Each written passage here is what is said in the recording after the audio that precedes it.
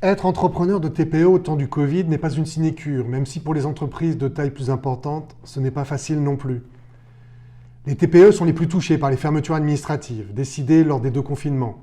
En effet, parmi les commerces ou activités dites non essentielles, nombre de restaurateurs, fleuristes, libraires, patrons de discothèques, et j'en oublie, sont à la tête de TPE. Non seulement ces structures, par définition, sont de petite taille, et donc plus vulnérables financièrement, mais ont moins accès à l'information, ou moins rapidement, que les entreprises plus importantes, car elles n'ont pas de services juridiques, elles ne font pas partie de réseaux ou de syndicats.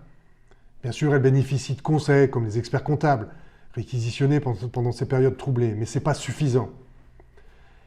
Imaginez la panique d'un restaurateur ou d'un commerçant qui vient de faire des investissements dans son établissement juste avant l'épidémie. Imaginez que vous veniez d'emprunter ou de faire un emprunt de 50, 100, 200 000 euros et que vous n'ayez plus de revenus pour le rembourser par décision de la préfecture de votre département. Et pourtant, vous ne savez faire que ça, être restaurateur, fleuriste, librairie. Vous avez fait ça toute votre vie. Vous rêviez d'être indépendant, vous montrez vos talents et tout s'arrête. Bien sûr, les pouvoirs publics ne sont pas responsables de l'épidémie, mais ils y sont responsables de la gestion de la crise pendant l'épidémie. Bien sûr, il s'agit de bien protéger nos concitoyens d'un virus qui peut être mortel. Outre le désastre financier, une des conséquences immédiates et futures de cette gestion, et donc des interdictions d'ouverture, ce sont les séquelles psychologiques, humains, sociaux.